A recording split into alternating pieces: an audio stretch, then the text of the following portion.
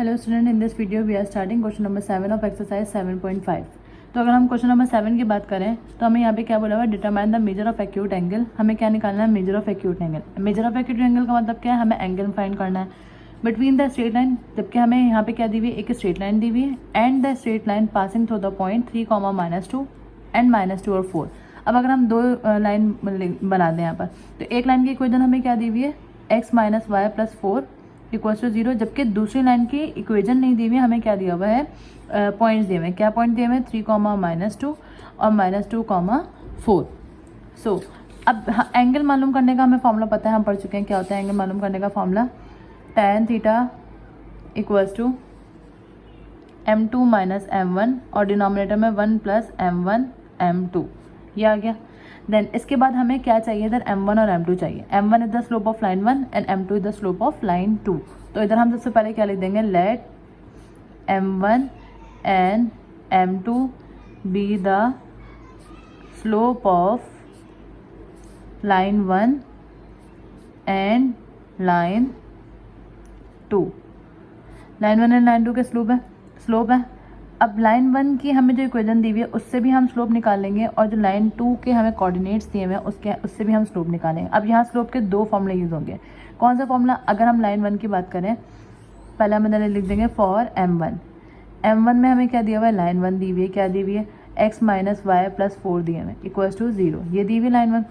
तो लाइन से स्लोप हम किस तरह से निकालते हैं, m = m1 minus coefficient of x divided by coefficient of y।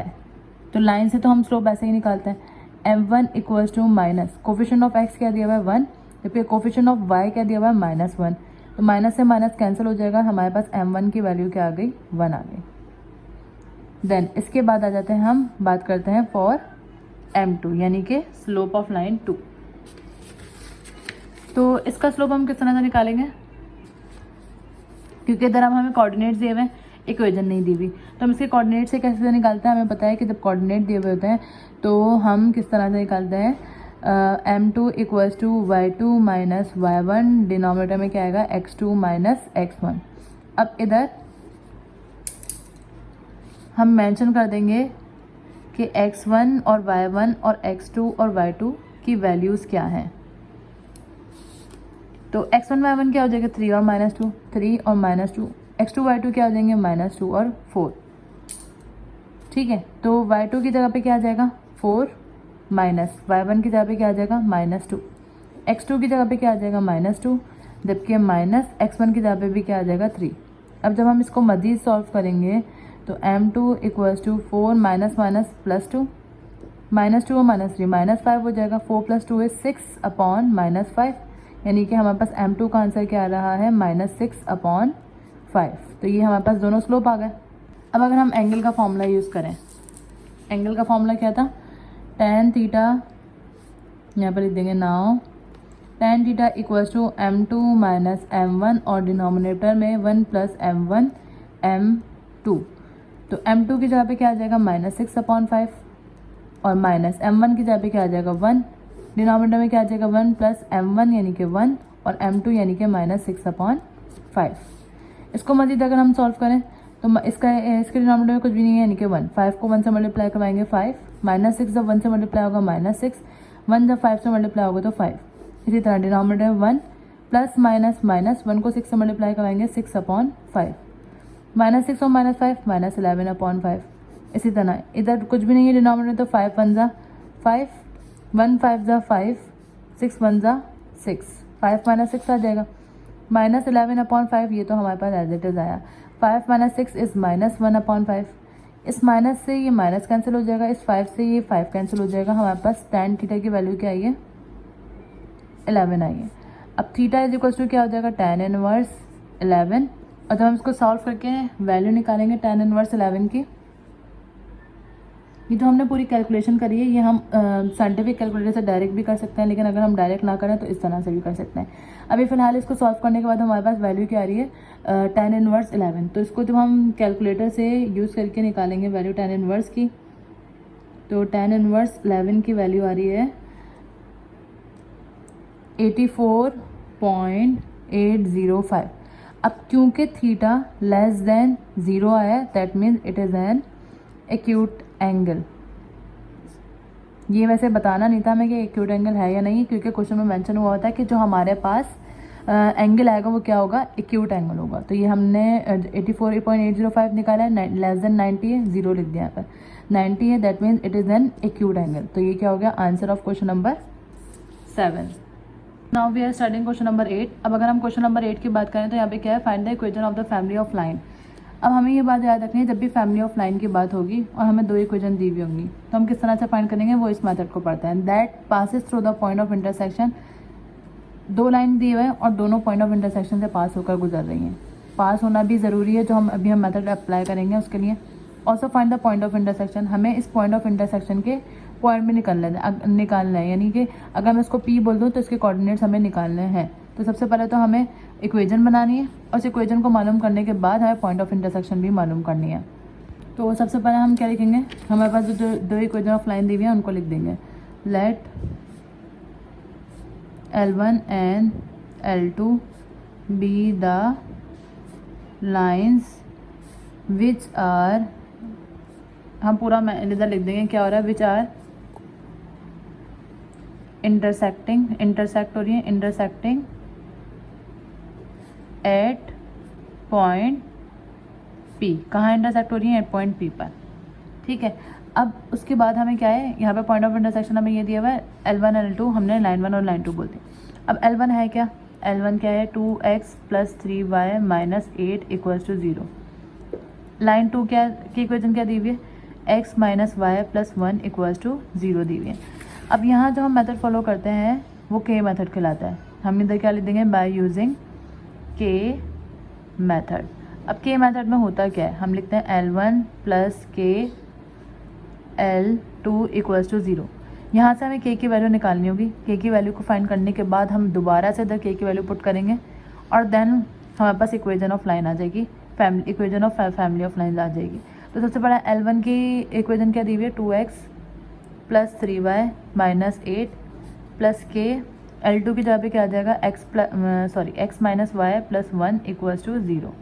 ठीक है, इसको हम बोल देंगे इक्वेशन 1, क्योंकि इधर K की वैल्यू फाइंड करने के बाद हम K की वैल्यू को दोबारा से इधर पुट करेंगे। लेकिन अब हमें क्या चाहिए, K की वैल्यू इधर मालूम करने के लिए हमें चाहिए x की वैल्यू और y की वैल्यू।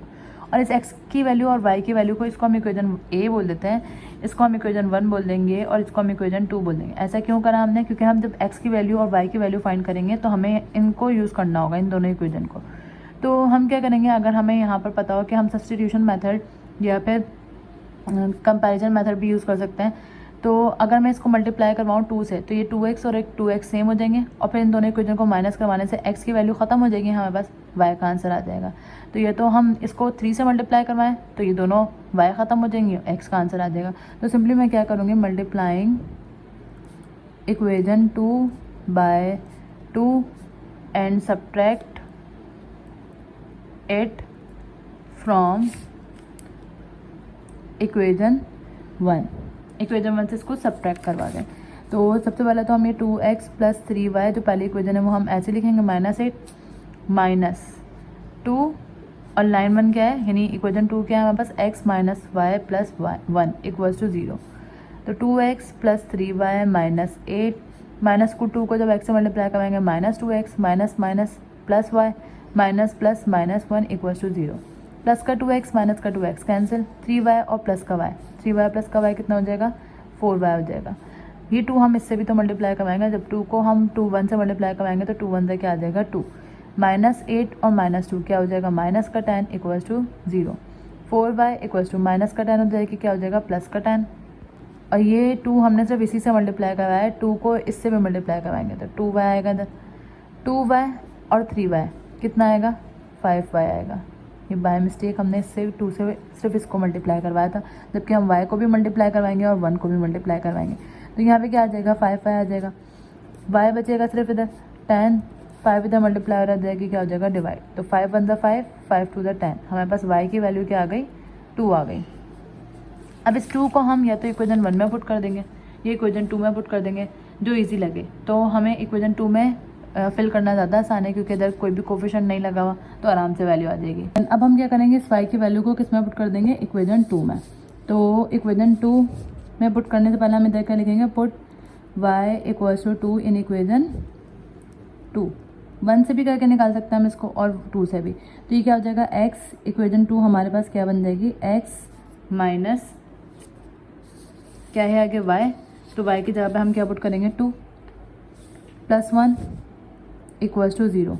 x माइनस 2 और प्लस का 1, माइनस का 1 इक्वल्स टू 0 और माइनस का 1 उधर जाके क्या हो जाएगा, प्लस का 1। तो ये हमारे पास एक्स वाई की वैल्यू आ गई, जो कि हमने पॉइंट मालूम करने थे, ये भी आ गया, पॉइंट ऑफ इंटरसेक्शन आ गया हमारे पास। तो हम इधर क्या लिख सकते हैं, so P X Y equals to क्या आ गया 1,2, ये तो आ गया। लेकिन हम इस एक्स और वाई को इसमें भी पुट करेंगे, जो हमारे पास इक्वेजन आ गई है ए, इसमें भी पुट करेंगे। तो हम इधर क्या लिखेंगे, put X and Y in equation A. तो ए इक्वेजन हमारे पास क्या है, 2x plus 3y minus 8। 2x की जगह पे क्या आ जाएगा 1 प्लस 3y की जगह पे क्या आ जाएगा 2 माइनस 8, तो माइनस 8 प्लस के ऐसे ही आया, x minus y plus 1 equals to 0। x क्या है 1 माइनस y क्या है 2 प्लस 1 इक्वल्स टू 0। 2 को 1 से मल्टीप्लाई करवाएंगे 2, 3 को 2 से मल्टीप्लाई करवाएंगे 6। ये पहली इक्वेजन से जो सॉल्व होगा वो इधर आएगा। अब माइनस 8 ये एज इट इज़ आया, प्लस के प्लस 1 और प्लस 1 2 के बराबर होगा, और 2 माइनस 2 इक्वल्स टू 0। अब 6 प्लस 2 इज़ 8 माइनस 8 प्लस के 2 minus 2 is 0। 8 minus 8 is 0 plus 0 के से मल्टीप्लाई करवाएंगे, यानी के की कोई वैल्यू नहीं आ रही, के 0 इक्वल्स टू 0, के की वैल्यू 0 आ रही है। दैट मीन्स ये फैमिली ऑफ लाइन को सेटिस्फाई करेगा। अगर हमारे पास इस तरह से वैल्यू बनी होगी 0 plus k of 0 equals to 0, that means ये शो कर रहा होता है कि हमारे पास पॉइंट ऑफ इंटरसेक्शन जो भी आ जाए, लाइक यहाँ पर 1 और 2 आया है, वो इसको सेटिस्फाई कर रहा है 0 को, यानी ये शो कर रहा होता है कि हमारे पास जितनी भी वैल्यूज़ आ जाए वो इसको फुलफिल करेगा, यानी इक्वेशन ऑफ लाइन को फुलफिल करेगा। अब क्योंकि रिप्लेसमेंट में हमने x1 और y1 की वैल्यू को सेटिस्फाई करने का बोला है, यानी हम कोई भी वैल्यू रख सकते हैं, तो इसका हम आंसर किस तरह से लिखेंगे, hence A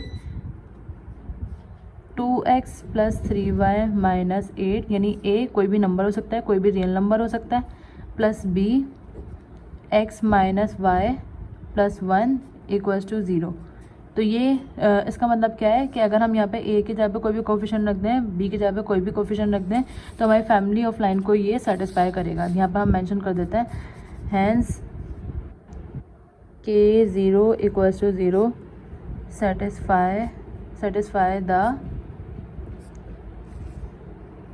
equation of family of line।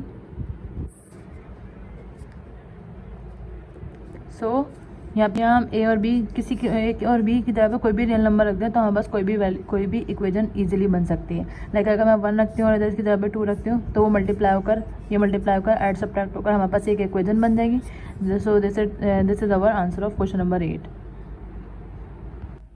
जब ये हमारे पास की कंडीशन आ जाएगी, तो हम एक और चीज़ ये भी कह सकते हैं कि यहाँ पर लिख देता है, the required equation of line passing through is infinite। सो इसके अंदर ये लिख देंगे k 0 0 0 0 is satisfy the equation of family of line। So a 2x plus 3y minus 8 और प्लस b, यानी इसके साथ कोफिशिएंट लग देंगे। अच्छा ये है क्या, बाय यूजिंग के मेथड इधर हम मेंशन कर देते हैं कि के किसको रिप्रेजेंट कर रहा था, के is the position of lines. के किसको रिप्रेजेंट कर रहा है, पोजीशन ऑफ लाइंस को। अब ये जो इनफाइनाइट वाली बात कही है वो क्यों कही है, क्योंकि इधर 0 आ गया, दैट मीन्स ये यहाँ पर से बहुत सारी लाइंस जो है वो पास हो रही होंगी। ठीक है, सो this is question number 8। Question will be solved in our next video.